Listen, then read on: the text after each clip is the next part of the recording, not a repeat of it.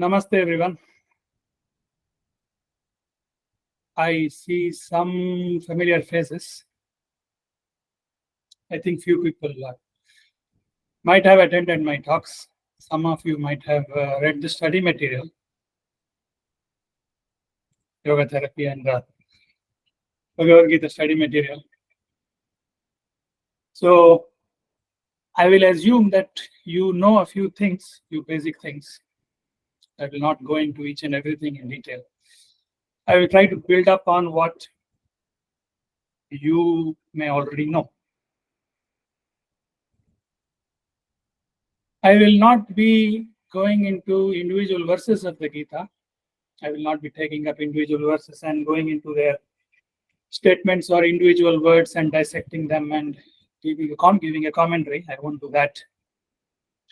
Instead, what I will do is I will take up two things which you will find all across the Bhagavad Gita, two contradictory things which you can find all across the Gita, and try to inquire into that as to why they are contradictory, how we can reconcile them. In the first 6 chapters of the Gita, especially in the 2nd chapter and the 6th chapter, you will notice that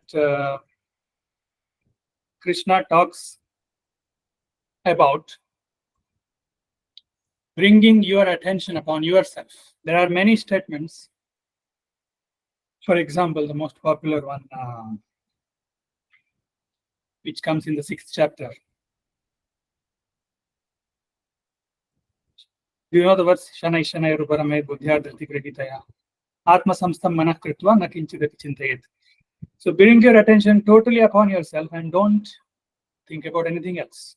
Like this, there are many statements which will emphasize this word Atma. Now, don't take this word Atma as a metaphysical entity. It used to be a word to refer to self, myself, yourself. However, we are speaking of it in English today. We are using the word self. Similarly, the word Atma was being used. It also was being used in a very specific way in the Upanishads. Let's leave that for now. But it is a very common word, and to tell yourself, I will tell Tavatma. I will tell you. I will use the word Atma just to, in a regular sense also. So you will see many statements in the Gita which ask you to bring your attention upon yourself. Atmanyev Atmana Tushtaha. Yatra Chaivatmana Atmanam Pashyan Atmani Tushyati. Atma Samstam Manah Kritva. Like this. There are many statements, and if you look at the 6th chapter, it will look almost as if Krishna, you may wonder, as if Krishna is running out of vocabulary. The whole chapter is filled with the word Atma. So until the 6th chapter, you will see this. Krishna will go on telling Arjuna, bring your attention upon yourself. Bring your attention upon yourself. From 7th chapter onwards, and till the 18th to some extent, after that it is actually mixed. But you will see from 7 to 12 and also again in the 18th chapter, many statements are made which in a way are the exact opposite of what was told in the first 6. In the first 6, he will ask you to bring your attention upon yourself. In the later chapters, he will say, Mayeva Manadatsva. He will ask Arjuna to forget about himself and put all the attention upon me, Krishna. He will tell, put your attention on me. Forget about yourself. Sarva Dharman Pratyajya Mamekam Sharanam Vraja. Like this, there are so many verses which go on telling, forget about yourself, pay attention to me.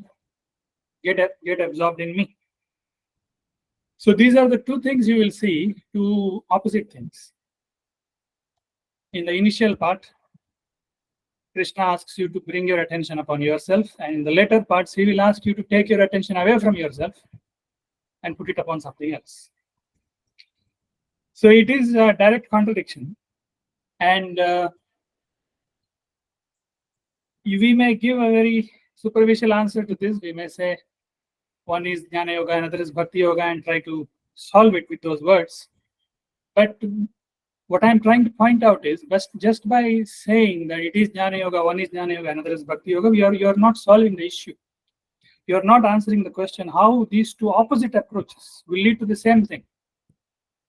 Because the result, whatever the result that the texts are intended for, they are the same. They are not intending for different results.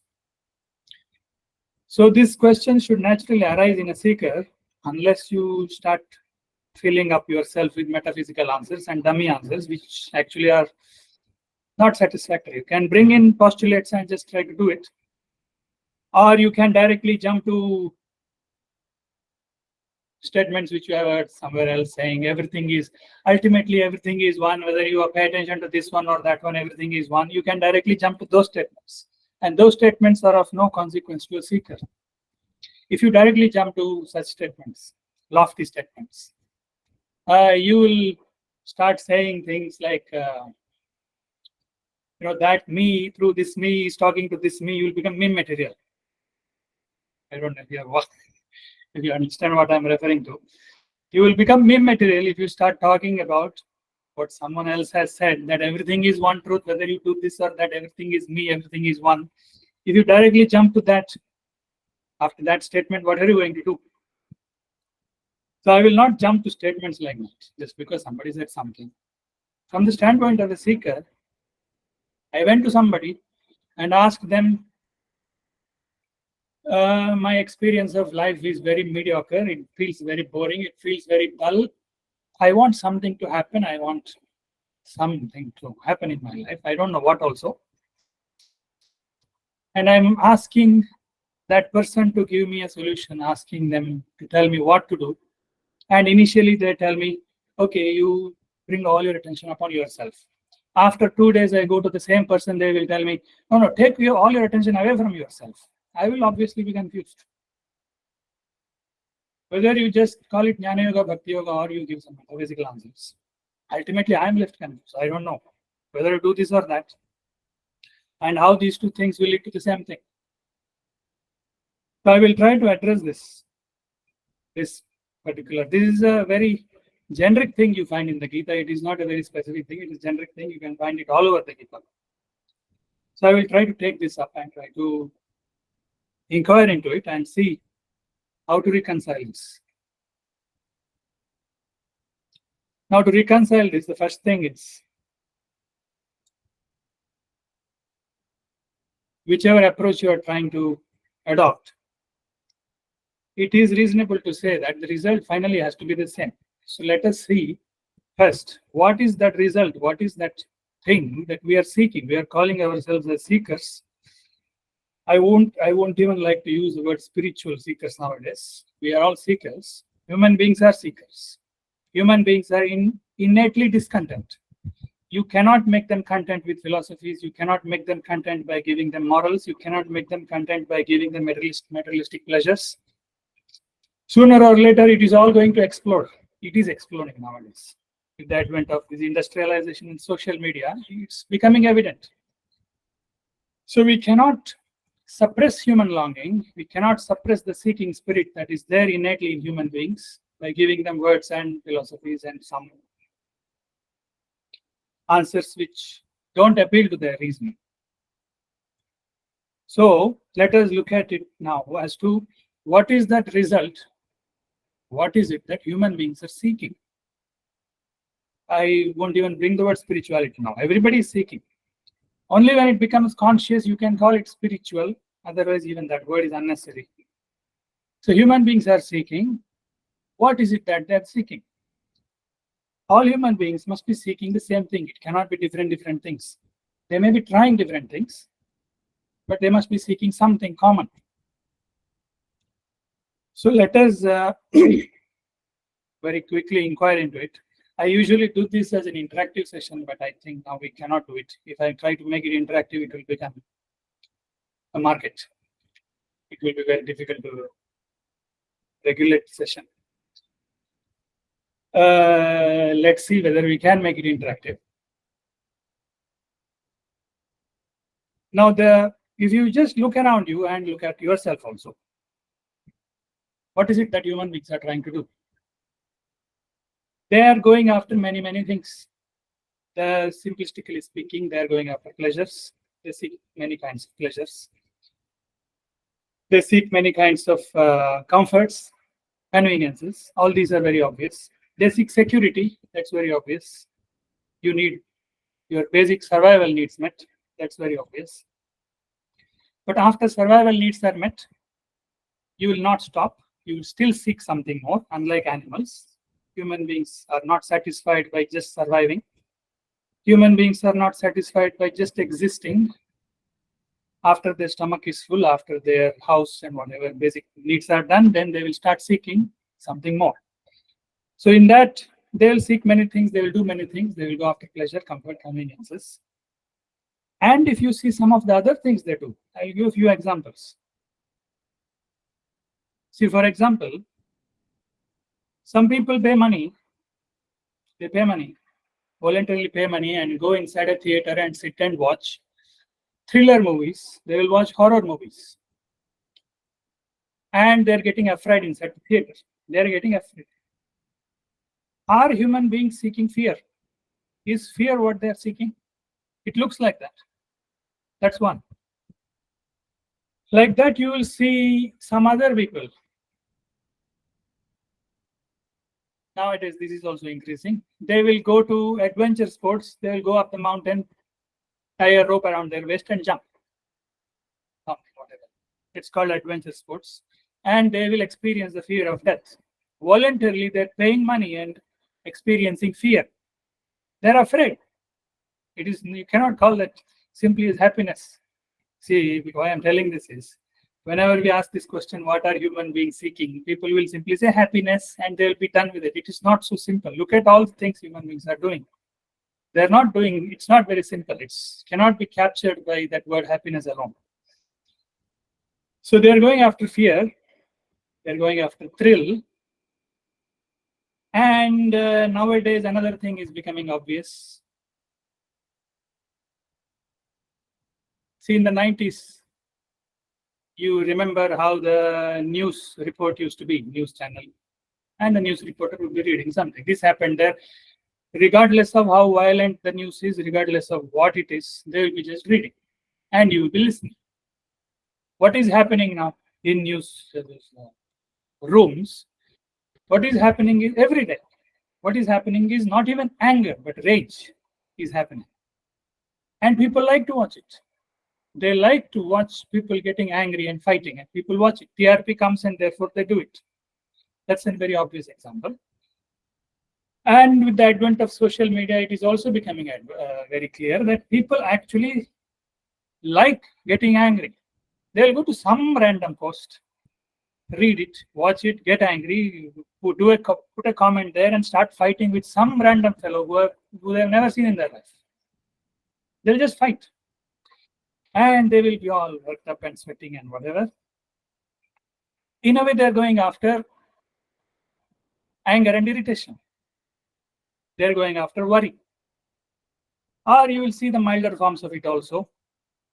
So many mega serials run on TV channels and people watch them. And on those mega serials, the majority of the content will be kidnapping, killing, whatever. Within the family only. Family drama, basically. I don't know what kinds of family they are. In a way that slowly they're portraying as if this is something normal. So you will see all these things. People like to watch these things. People like to watch family drama. And the episodes or the scenes which actually give them joy or pleasantness are very less for the audience. If you do a statistics, it will be very less. Most of the scenes will irritate them. Most of the scenes will make them worried. Most of the scenes will make them angry and all that. So human beings are voluntarily going after fear, thrill, anger, irritation, rage, and all these things. And there, of course, they're going after sexuality also. Pornography is going on increasing. Traffic is increasing. So many things like this. So I listed many, many things that human beings are doing. There are many other things also. They may seek power. They may seek a position of power. They may seek more knowledge. Many things are there like that. Like that, you can go on listing many things. But among things that I listed, few things that I listed, they look like very different things. But do you see something common in that? Do you see a common thread in all of that? Why I'm asking this is, I'm asking this with the reasoning that all human beings must be seeking the same thing. Although it looks like they're seeking something different, they must be seeking the same thing. So do you see anything common in all these things? You can answer a few people, not everybody. If you want to answer, do you see anything common in this? Okay, one said attachment, another said satisfaction. But your negative emotions? No, I'm clubbing everything together. I did not club joy as a separate thing because that anyway people are seeking. I gave examples of all the non-obvious things, but that also, joy also. Okay, fine. Okay, fine. You can stop answering. So attachment, satisfaction, change, emotional surge, enjoyment, experiences, identity, pleasure, enjoyment. Okay. Now I will not go through the individual answers. I will say what I have to say. Some of the answers may be addressed as we go along the talk. The common aspect across all these things, the only one thing which I did not list, I will list it later, but the only thing which I did not list is boredom. The only thing that I did not list is dullness. In all these things, whatever we listed, whether you call it as joy or thrill or fear or anger, the common factor is, as somebody said, it is a surge. You call it emotional surge, but I don't want to bring in the word emotion here. Let's keep it simple. There is a surge. There is a surge in intensity. Everybody is trying to come more alive.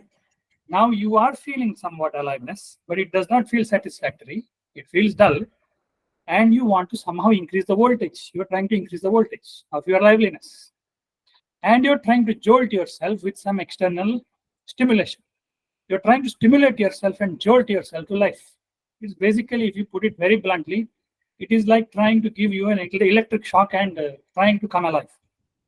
That's what you're trying to do. In fact, there is a recent experiment which was done somewhere in Europe or US, I don't know, by some university, some psychological experiment, where they kept a few hundred people, one by one, of course. They kept few people in isolation in a room for 30 minutes, just 30 minutes, half an hour. And they were deprived of all kinds of sensory stimulus. There is nothing in the room, there is no phone, no computer, nothing, no books, nothing. But they have kept a buzzer inside the room. And they will tell the participant that you have to sit inside this room for half an hour. I don't remember, it's 15 minutes or half an hour. I think 15 minutes, not even half an hour, 15 minutes. You will be in the room for 15 minutes. And you have to just sit by yourself. And there is a buzzer here. If you press the buzzer, you will get an electric shock, mild electric shock. You are free to press the buzzer. If you want, you can press it. But there is nothing, no mandate. You are on your own. 15 minutes you have to spend on your own. And they left people. And the result was that more than 65% of the people chose to press that buzzer within 15 minutes. And some of them even pressed it twice. I don't know the percentage of how many pressed twice. What this showed is when people were left to themselves, they started feeling bored. In normal language, we say bored. But what was happening was they started feeling intensity is going down. Nothing is happening. Liveliness is going down. So it did not matter if it was an electric shock. They pressed it so that there is something in life, some jolt, some liveliness, somehow bring liveliness. So put it bluntly, it is that. So through all these intensities, we are trying to do the same thing. The shade of intensity is different. Sometimes it is pleasant, sometimes unpleasant. And individual shade, you can go into fear, anger, and whatever. But the common factor is that it is making you intense, it is making you come alive. Common factor. Now you can question that also, because there are few other things that people do which in a way contradict this. For example, people drink alcohol and make themselves dull. There are few other people who simply like to sleep. They will sleep 10 hours, 12 hours, 14 hours. They simply like to sleep. Then they boast about it. They will write posts in social media praising sleep. It doesn't matter whether you have poverty of anything, there should not be poverty in sleep. Some great slogans, and people will like it. They will boast about sleeping, that sleep should not be less in life. You should sleep as much as possible. So there are people who are going after substances which dull them. There are people who are going after some kinds of, or simply laziness, dullness. So on the one hand, people are going after intensities. See, in the intensities, I forgot to list one thing. Just like how you drink alcohol, how you take a substance and dull you, human beings also rely on certain other substances to enliven themselves. Coffee, tea is the most obvious example. Cocaine is a much more extreme example. In drugs, there are always two types. Substances are always two types. One will make you hyper, another will make you dull. So people are taking substances which make them hyper, make them more alive also. At the same time, they are taking substances which will dull them. Morning, they will get up and drink coffee so that they will come alive. Evening, they will go in and drink in a bar and become dull. Contradictory things. So on the one hand, it looks like they're seeking intensity. On the other hand, it looks like they're seeking dullness. Okay. So first we generalized many things that human beings do into intensity. And now I brought an opposite thing, that they're seeking dullness also. How do you reconcile these two things? Do you see any common factor between these two?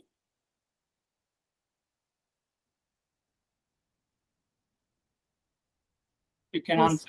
They are seeking something.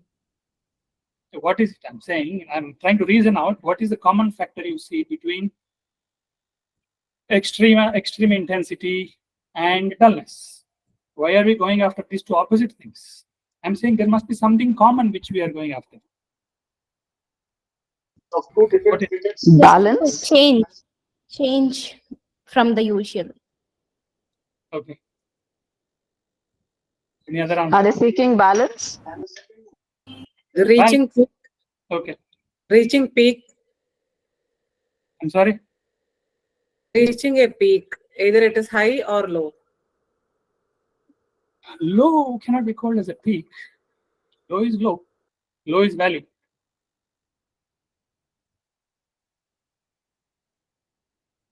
I think I know what you're trying to say when you say peak.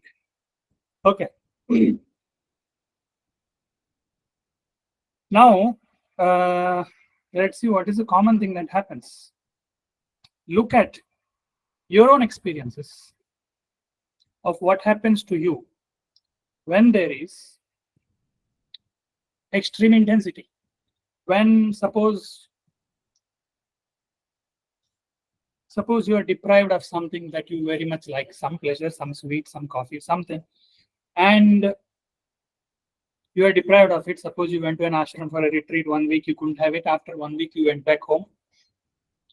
And then you went home, made strong filtered coffee, and you drank. You don't want to talk at that moment. You don't want to even open your eyes at that moment. You don't want anybody to disturb you. You will drink as if nothing else in the world exists. Another example could be somebody who you respect a lot. You have great reverence for somebody, and they suddenly came in front of you. You will be totally overwhelmed by that. And people describe it with words such as, I was stunned. Or they will say, I was mind blown. Or they will say, I forgot myself. That moment, nothing existed. I forgot myself also. In English, these are the words we use. In other languages also, there are words of that language. And this becomes more evident in the language of romance. The language of romance is language of self-annihilation. Isn't it so? The girl will tell the boy, you kill me with your eyes. Why is he saying killing? Why is he talking of dying?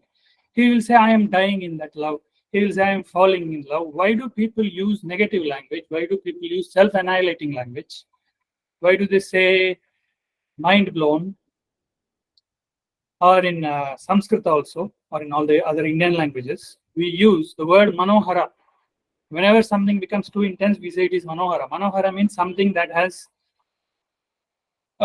taken away your mind, or it has killed your mind. You can take both meanings. Basically, what happens to you in extreme intensity of life, no matter what it is that your psychological movement stops, halts. It comes to an abrupt halt. Whenever intensity crosses a certain threshold, psychological movement stops. Thoughts stop. There is a halt. And that's why people came to all these phrases. Mind blown and whatever. Stunned. Or they say it was breathtaking. Breathtaking is a bodily expression of that. Breathtaking means body also came to a halt. Body came to a halt, mind came to a halt, whatever it is. So what happens in extreme intensity? It doesn't matter whether it is fear or anger or any other kind, joy, respect, pleasure. Whenever intensity crosses a certain threshold, the mental movement stops. I am not exactly saying that the mind will become absent, all that. Just stick to this much. Psychological movement stops. Mind comes to a halt. Now you see what is it that happens when you make yourself dull. When you drink alcohol and you make yourself dull, those who have not drunk will not know, but you can infer it by looking at people. It makes all your faculties basically dull. Your mind also becomes dull and dull. Your awareness levels will go down. Finally, it will make you unconscious. Finally, you're going towards unconscious, but slowly. And even if you are lazy and simply lying and sleeping, in sleep also what happens is your mental movement stops. Now, I will refer to something which is there in my materials. I will not try to elaborate it. What this is happening is what one of you tried to point out, that both are peaks. Instead of that, a better way to put it is, both are the extremes of the spectrum. One is the higher extreme, another is the lower extreme. Presently, we are somewhere in between. Whatever you call as normal is in the intermediate range of life spectrum. And what we are actually trying to do is to go to the higher end, but we are not aware of it. So because we are not aware of it, because we are unconscious of it, we try to achieve the same goal by going to the lower end, because extremes have similar characteristics.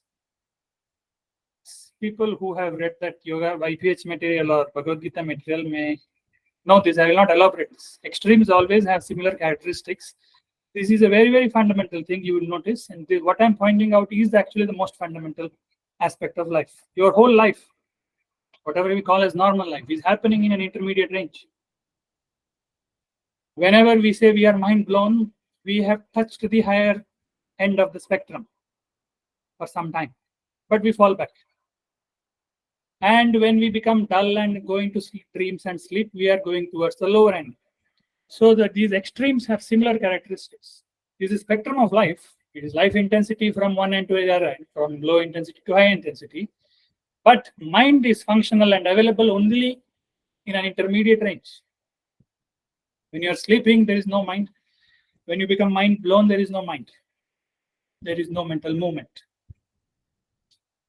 So what you are actually seeking, you are trying to become mind blown. That's why I kept the title of the talk like that.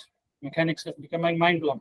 All that human beings are seeking, they are all seeking to get mind blown. Put it very bluntly, that's all it is. You can bring all your philosophy now and say nirvana, moksha, and all those things, but all those things are irrelevant. You just become mind blown. Whatever has to happen will happen. You don't have to decide now. Why would you bother to decide what would you have to do after becoming mind blown? Because after you are mind blown, thought is anyway not active. You cannot operate yourself. What will happen? Whether Advaita will happen, Dvaita will happen, Vishishtadvaita will happen is none of your concern. You just get mind blown. That's all. So put it very bluntly, that's all human beings are seeking. And you can only get mind blown, not with knowledge, by acquiring knowledge. You will go on becoming heavier and heavier. You don't become light and mind blown. When you come to know something new, immediately it may give you some spark. It may give you, okay, it is mind blowing. But as somebody tells you the same thing 3-4 times, it is no more blind mind blowing. It's just some piece of information after that. So the only thing that will make you mind blown is intensity of experience. You only want to deepen your experience of life. You want to intensify your aliveness, and put it in many ways. That is all you're seeking. What you're seeking is not fear, not anger, not power, not knowledge. None of these things. Plainly, you're seeking intensity. And because we don't know how to approach this consciously, methodically, systematically, we are doing it in erratic ways. We are trying to somehow jolt ourselves to life. As one of you pointed out, when you change will also give you a jolt. When you're moving in a vehicle, suddenly you change the direction or you suddenly come across a hump, you will fly for a minute, isn't it? But not for a minute, for a few moments. When the vehicle goes in a hump and suddenly changes the direction downwards, you will feel levitation, isn't it? Inside the vehicle. So when you do sudden changes, suddenly you will feel some freedom and some kind of intensity. Change will also give you that, but it is not a lasting solution. You have to keep changing. And that will leave you finally broken. It will not leave you blown away, it will leave you broken. How much can you change? Let me give a simple thing I remembered now because of the change example. When I was at SVYASA, I was there for 7 years. And I had been to Rishikesh. SVYASA sent me to Rishikesh to conduct YIC camps. 2-3 of us went there to conduct some YIC camp in an ashram in Rishikesh. And I was there for 2-3 weeks, and it was one particular ashram. So the course was going on, and one day I was talking to one of the inmates of that ashram, of that Rishikesh ashram. I was simply talking to him, and he was asking me where you have come from and all that. I said, I come from Bangalore. I come from Prashanti Kutiram. It is an ashram in Bangalore. When I said ashram, suddenly his eyes lit up. He took my number and he said, can I come there? Can I come and stay there? Is there, provision to do simply come and staying there?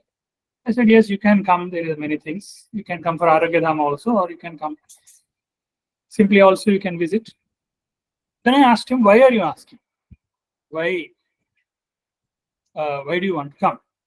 And he says, I want to get away from all this janjat and come to an ashram and stay peacefully.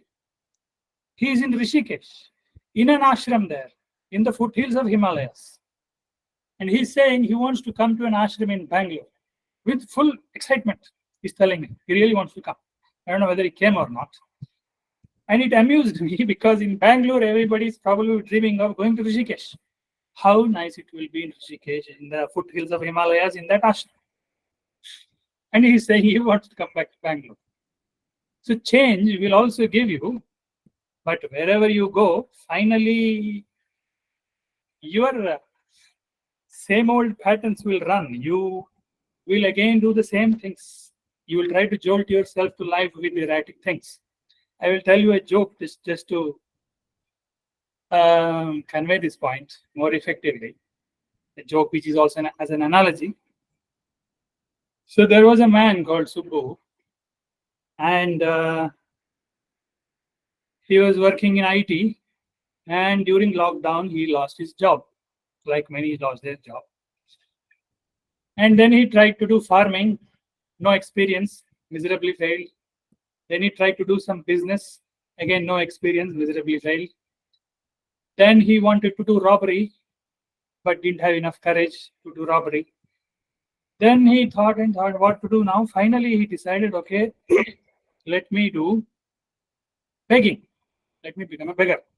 That is also a profession for many people. Many do professional begging. So he decided, I will become a beggar.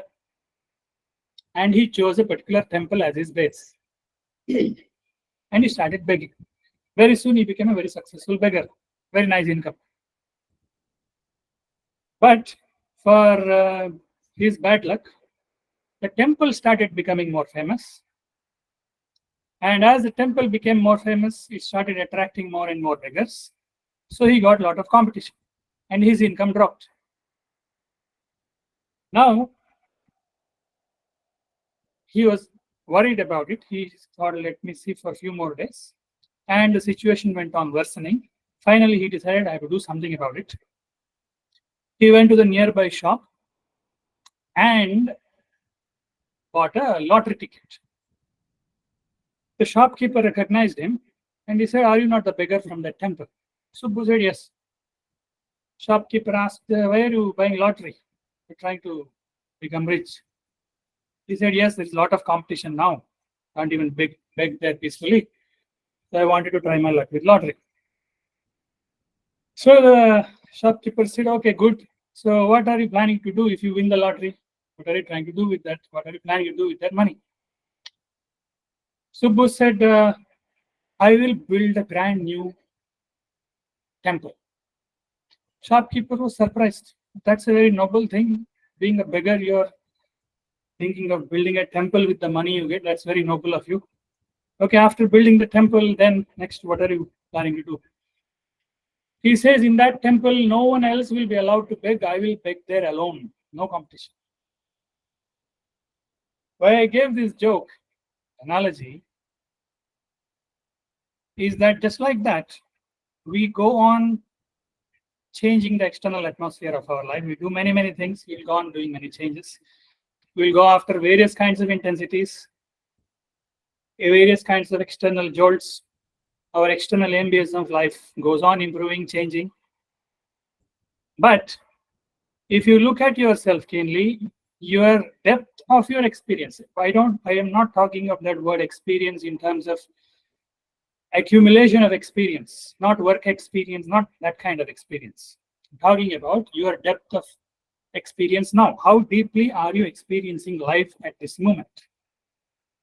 How lively do you feel? How deeply are you experiencing life? That profundity of experience has remained the same regardless of what we have done externally. See, simple example. If people are, again, talk about beggars. One beggar will be having competition from other beggars. One beggar will be jealous of the other beggar, and all that will be happening. And if you look at people who have achieved a lot in their field, cricketers or film actors or whatever, there will be the same kind of pattern happening in them. Same kind of jealousy, same kind of irritation, same kind of taunting, same kinds of things happening there. Or if I have to give a simpler example, when suppose people are living in a 1-bedroom house, they move to 2-bedroom house, they move to 3-bedroom house, finally they move to a big bungalow. It is fine. I'm not talking against it. You can do whatever you want, survival arrangements. But what I'm trying to point out is, when people have gone from that 1-bedroom house to that bungalow, from basic pleasantness, have they become ecstatic? Has their experience of life become so profound that now they're every day in tears of bliss in their bungalow? They're not. Experience of life has not improved. It is remaining the same. It is almost the same. External ambience is going on changing. Experience of life remains the same.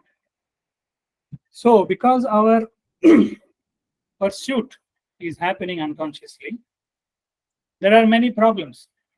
Pursuit is very simple. All that we want is to get mind blown. That's all we want. That's simple. But since it is happening unconsciously, it is not happening systematically, we are approaching it very erratically.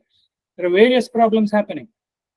One problem is we will start going after unpleasant intensities rather than pleasant ones. We will eventually break ourselves up instead of blowing ourselves away. That is what is happening. That's why people are always worried. That's why people are always in rage about something, afraid about something. Only when it crosses a certain threshold, you will call it a psychological disorder. But even otherwise, it has started going towards that. When it crosses a certain line, you may call it self-pity, victim syndrome, and whatever. There are so many things for all these things where people are always worrying or always in fear or whatever. But just because somebody is doing it mildly, it doesn't become any different. It is still a mental disorder in first gear. It has not gone fourth gear. So until we are doing it erratically, one problem is this. Instead of trying to do it pleasantly, instead of becoming blissful, we will become intense through very, very turbulent intensities and break ourselves up, break our body, break our... simple thing is, finally people will get a heart attack. Your body will break. That's one problem that will happen. Another problem, which is already clarified there in the discussion we had earlier, is that instead of going towards the higher extreme, people will start going towards the lower one because they don't know that they are seeking what they're seeking consciously. So they will try to become absent. They will try to stop the psychological movement by going to sleep. But this cannot be what we are seeking, because this is basically as good as seeking death. You're basically seeking death. If you're seeking sleep, if you're seeking dullness, you are basically seeking death. You're wanting to not be alive. So psychologically, what you're telling basically is, I don't want to be alive. That is the indirect message you are giving yourself. And the body may listen to you if you keep giving that instruction. So this is the second problem that will happen. People will keep going towards lower extreme, thinking that this is what I'm seeking. And there are various other problems. So now, coming to what we can do about it, I can talk more about the problem, but let's come to the solution. So now if you do erratically, there will be many problems, and it won't happen even if you achieve it, even if you achieve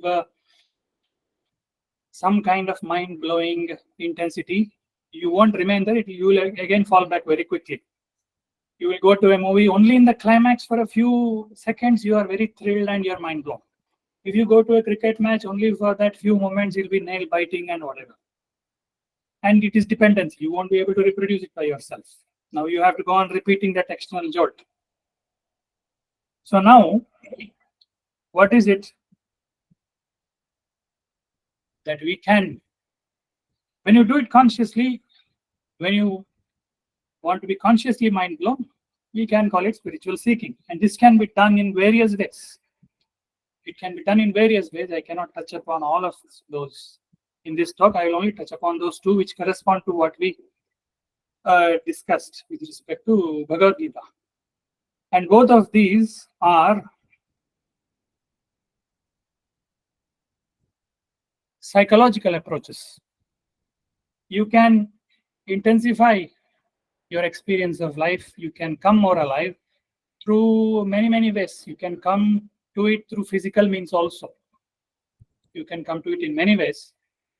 And they will correspond to various streams of yoga that you know of. Currently, I will only talk about those two, which looked contradictory. To tell that, I will have to again bring another line of reasoning, another inquiry. And this can be explained only in our times, actually. 30 years ago, 40 years ago, it would have been very difficult to explain this. It would have been possible, but it would not have become so relatable as it has become today.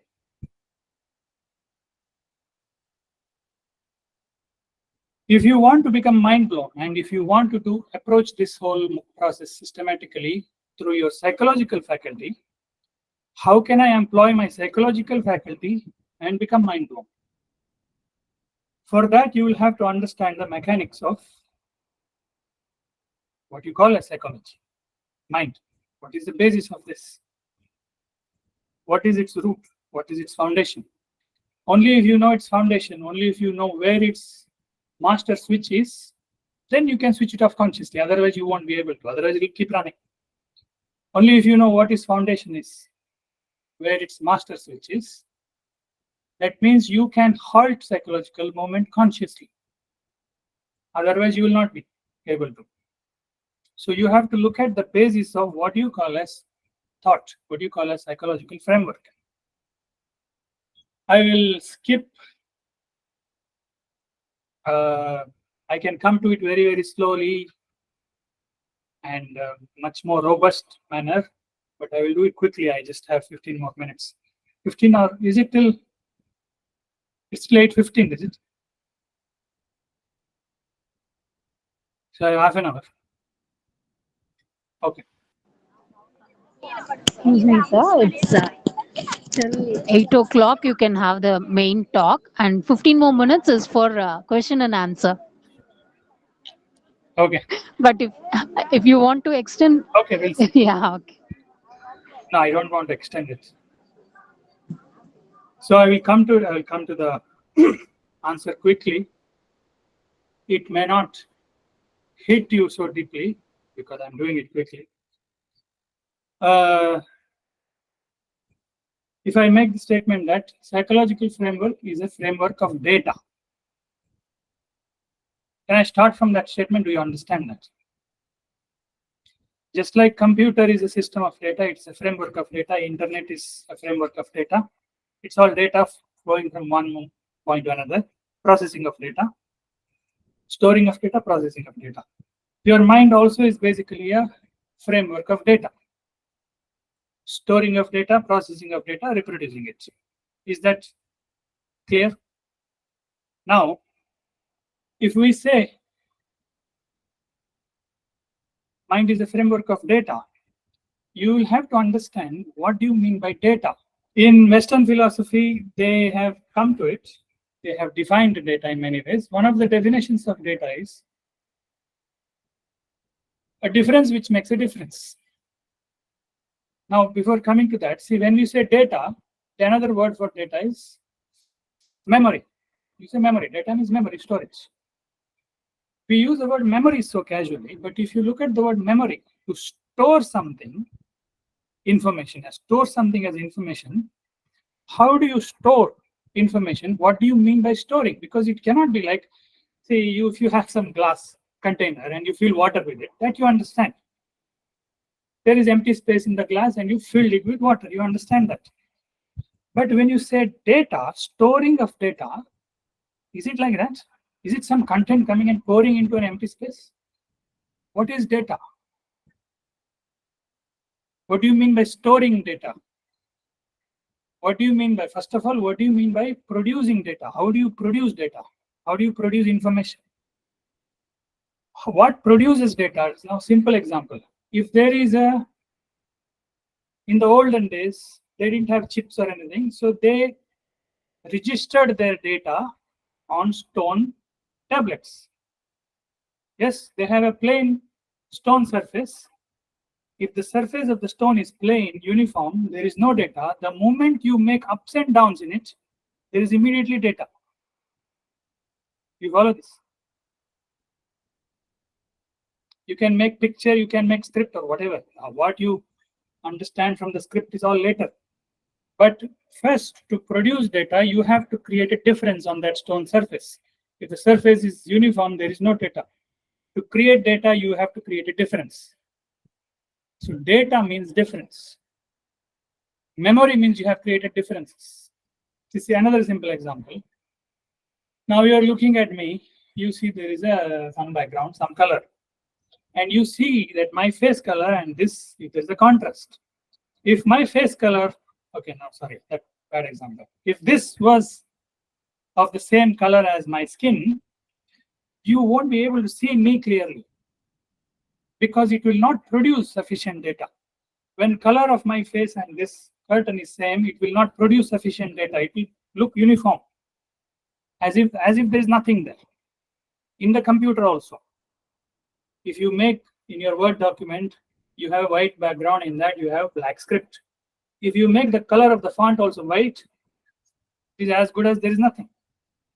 Only if you create a difference, there is data. There is something there.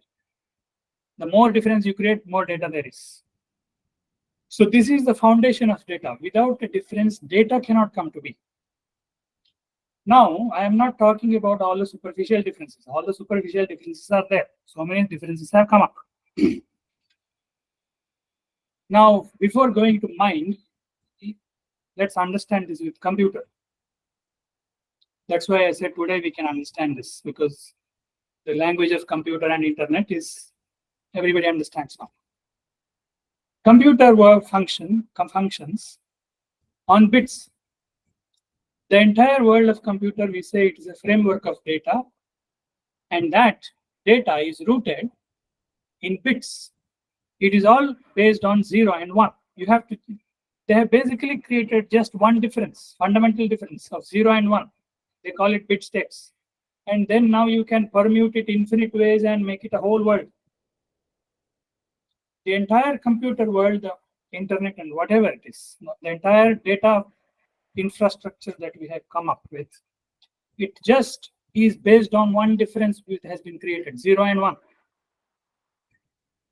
And this 0 and 1 has then multiplied and proliferated and become a huge world.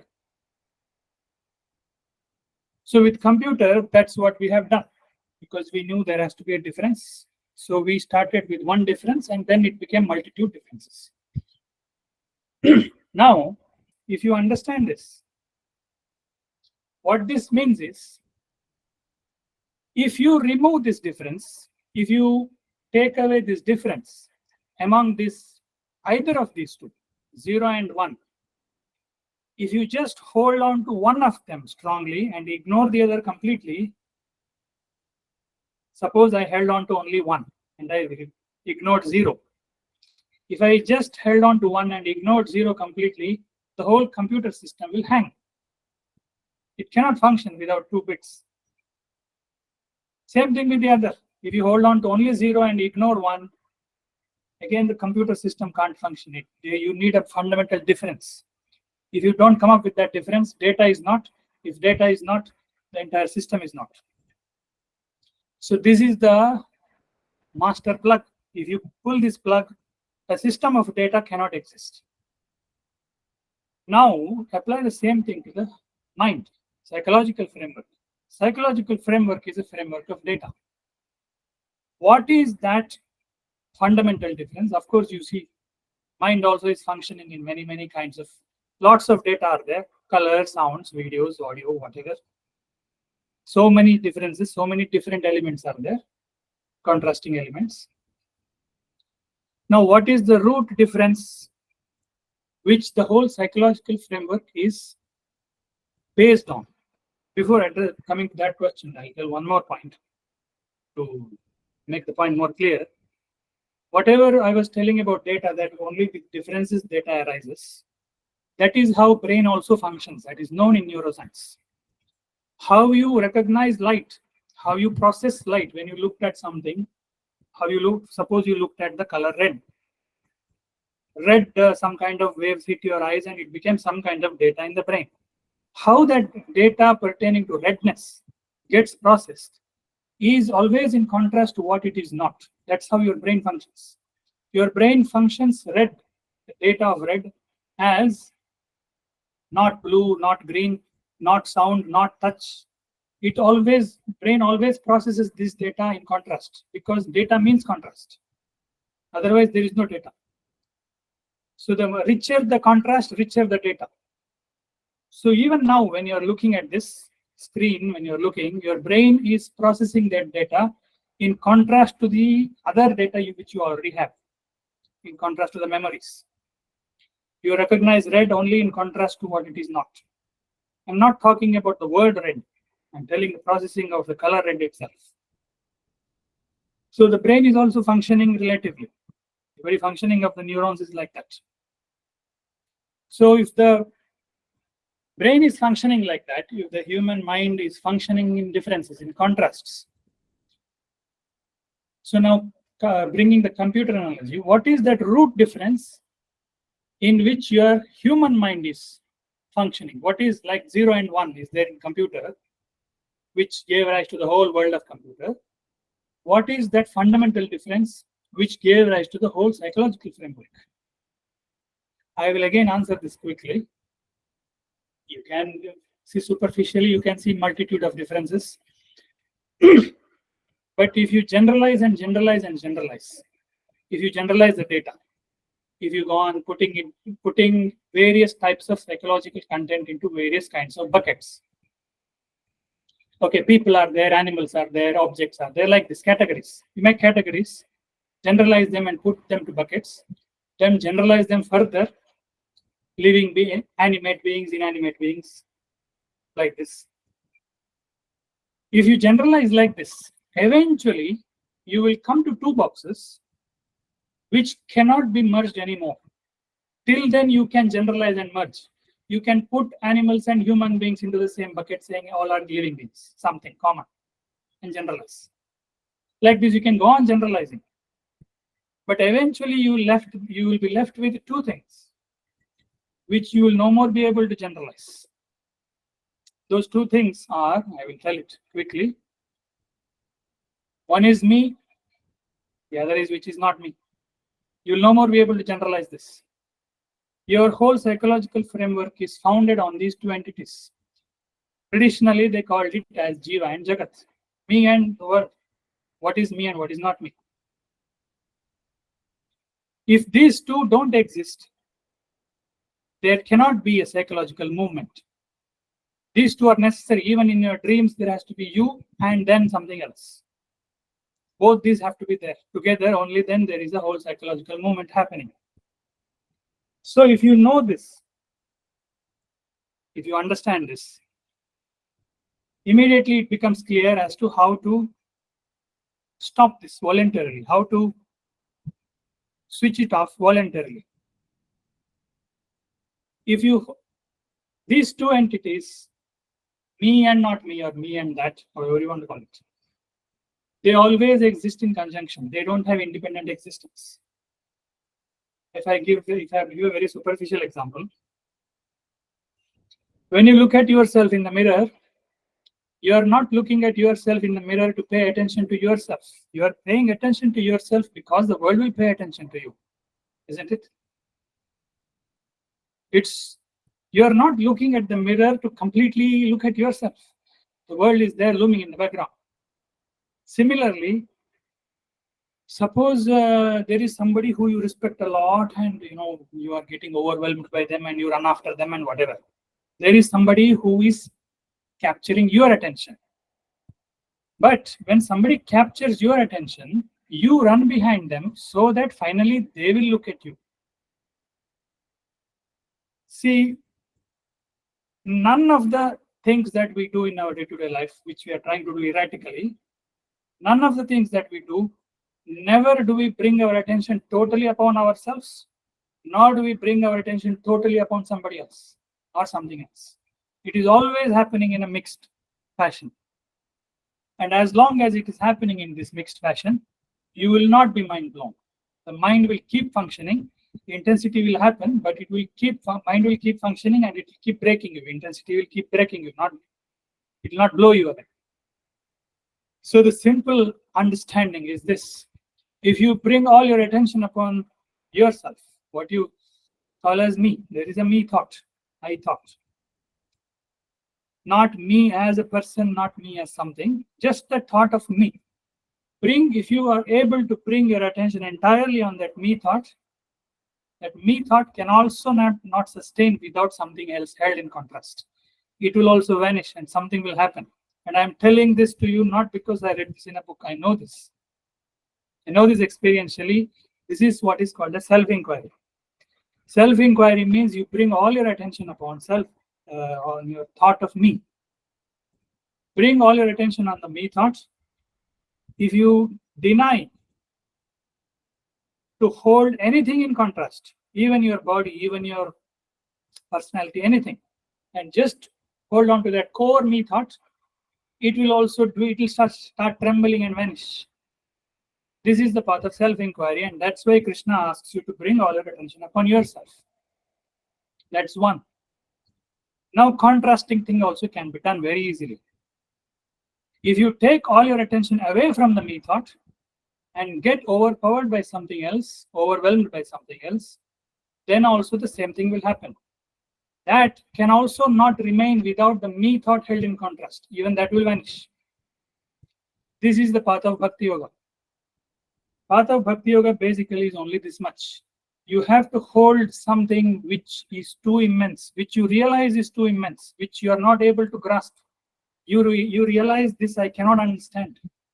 It could be simply, it could be creation, or it could be some people who are established in that immensity. So when you come in front of such people, or when you just look at creation itself, you will realize that this cannot be grasped. It cannot be captured with your petty knowledge. It cannot be captured with your petty psychological movement and thoughts. When you realize that, the me thought will vanish. That will overwhelm you so much, that will become so significant for you that you yourself will become secondary. That is the meaning of the word upasana. You will become upa in your life. You have become upasana to finally to vanish. Something else has become primary in your life. When that happens, eventually even that cannot sustain itself without the me thought held in contrast. Even that will vanish. So these are the only two things you can do psychologically. You cannot do anything else. Psychologically, you can do other things with other faculties you have.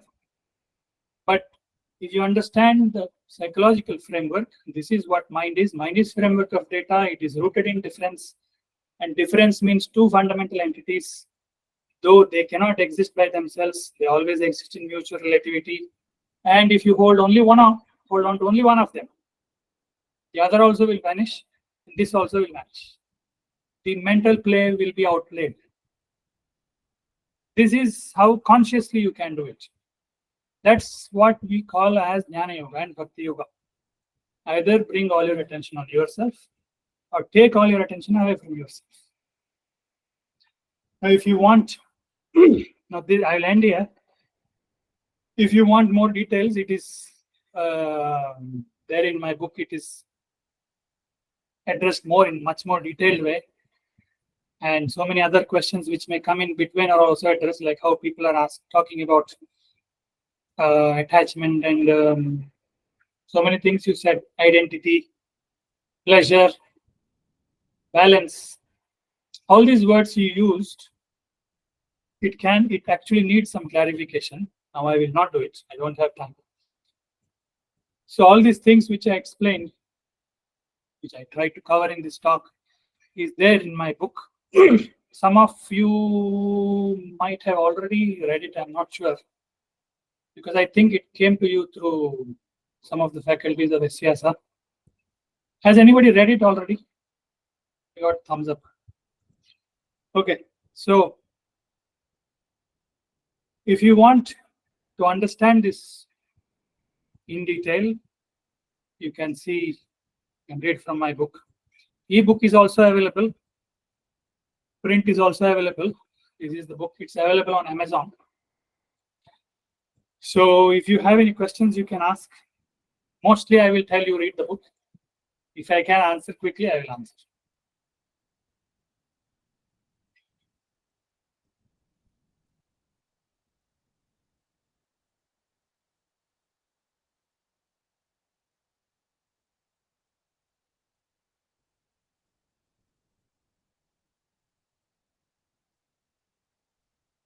Now this means either of the two things. Extremes look similar. Either you understood well or you didn't understand a thing. In either cases, people don't ask questions. We have a question from Mahesh. Mahesh, you can proceed with your question. Bhaiya, when Gita says that you completely focus on me or focus on self, is there a situation where the person kind of pendulum between two. Sometimes it's completely on self and sometimes completely on Krishna. Both can be done, yes. You can do both, but both cannot be done together. At Yeah. one point in time, you can do only one. At one moment in time, you can do only one. You cannot do both together. Doing both together means running the mental drama, and that is exactly what happens to people. They, in the name of devotion, mental drama happens. They will start using whatever it is. I don't even want to bring that word up, but I'll bring it up for the sake of people will start using that word God to run a mental drama, not to get mind blown. It becomes a belief. Once it becomes a belief, belief means a psychological content. And once it is a strong psychological content, which you are very strongly holding on to, you are resisting getting mind blown. And why you do that also has a very deep reason to it. I can't go into it now. So you can't do both together. And if you do both together, then it is mental drama. Yes. But they can be done. They're not like, it doesn't mean that if I'm pursuing inquiry, I cannot do devotion. It is not like that. See, for example, if I could talk about myself, primarily for me, what worked and works is inquiry, self-inquiry. Primarily, that's what it is. But when I see some people, when I remember some characters from history or whatever, it will overwhelm me, and that time there is no self-inquiry.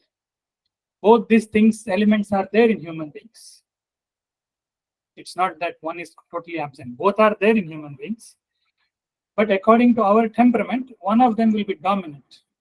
So that you can do more, the other will also be there. Thank you. Next, we had a question by Jagannath. Sir, suddenly it came to my mind, where does Karma Yoga stand? Then it is the basis Karma Yoga, and from there we move on to Jnana and Bhakti, right? So I'll not explain Karma Yoga now, but just let us look at it simply like this. The basic thing I pointed out. See, I did not talk metaphysics, I didn't talk philosophy, I just made inquiry reasoning. I hope you all people saw that. I just did plain reasoning, looking at what is happening in your life and others' life. Now, if you look at yourself, you know that, okay, this is what I'm going after. I want to be mind blown. I want to do it pleasantly. You can call it bliss, ecstasy. That's one way to put it. But simply you want to be mind blown. Now, another thing you will notice with yourself is, what are the means that I have to do this? What are the faculties do I have? In my conscious control, presently, what do I have? I have body. I have emotions. I have thought.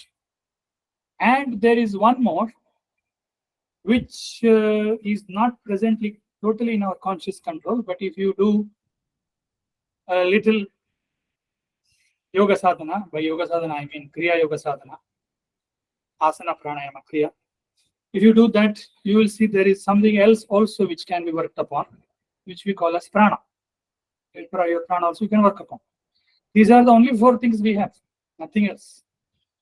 So you can use your body, you can use your energy, you can use your thought, you can use your emotion. What was covered today was pertaining to the faculty of thought and pertaining to the faculty of emotion. Primarily, you cannot again separate thought and emotion very strictly. Primarily thought and primarily emotion, Jnana Yoga and Bhakti Yoga. If you pursue the other 2, they will become Kriya Yoga, Raja Yoga, whatever you want to call it, Hatha Yoga. That's one. And the other one will become Karma Yoga. That's all it is. Whatever you can do with your 4 faculties, they become the 4 streams of yoga. The 4 streams of yoga didn't come from the heavens. They came from what we are. That's what we are. That's our faculties. These are the only 4 things we can do. And therefore, there are 4 streams of yoga. Not because somebody gave it from above. So, there is no really a sequence as such. In fact, the previous question and your question also, it is kind of interlinked. The previous question was, can we do Bhakti and Jnana together? And I answered it in one way. The same thing applies to others also. There is nothing like a universal rule that this is the sequence. We can only speak statistically. But for most people, this is what it is. And if you ask me statistically, because of my interaction with many of people like you, last 14 years, I've been interacting with seekers. Based on my interaction, what I can say is, statistically, the sequence of dominance, I'm not even talking of sequences one after the other, I'm talking about portions, would be karma, kriya, bhakti, and jnana. See, in my case, it is actually exactly opposite. In my individual case, it is jnana, bhakti, kriya, and karma. That's how, in my case, the portions are. And this didn't happen sequentially. That's one thing. It will happen parallelly. The other thing you are telling, the other thing that is inbuilt in your question is, you said, first we have to go through karma to finally come to jnana. I am not talking about jnana in the sense of that ultimate meaning. I am only talking of it as approach. What can you do now with your thought? I am not talking of jnana as paramat jnana. I am not even going there. When you are mind blown, you will see whatever that is. Don't even talk about it. Leave that. So when I said jnana yoga, I said that the approach. You can use your intellect. So now if you talk like that, then you can't say, first I will do karma, only then I will use the intellect. That doesn't make any sense. Why that sequence is talked about traditionally, there are many intricacies. I don't want to go to it. One of the ways to put it is this. Statistically, it will be like that. To begin with, predominantly for most people, it will be karma, and they will have to do some yoga practice also. Pure karma won't work. It will again lead to mental drama. Karma yoga will also lead to another kind of mental drama. It will not make you mind blown. So the details of that also is there in the book. The karma yoga is also explained. All 4 streams of yoga are explained around what we primarily saw today. So your question will be addressed if you read the book. It will be addressed. I have referred to what is told in the Gita also. I have not referred to scriptures a lot in the book because I wanted that to be reader friendly to all kinds of readers. For example, now if you read it, if you like it, you should be able to give it to somebody who is not doing yoga course. If I use a lot of scriptural jargon, it will not go far. They will see a lot of Sanskrit words, immediately it will put them off. This also I'm telling from experience. People like you are a smaller percentage who would want to go through Sanskrit jargon. So in the book, there is not much Sanskrit jargon. It is written in plain English. But I have referred to some of the core things like gunas, karma, some things, and explained it in today's language. Okay. So I will end here.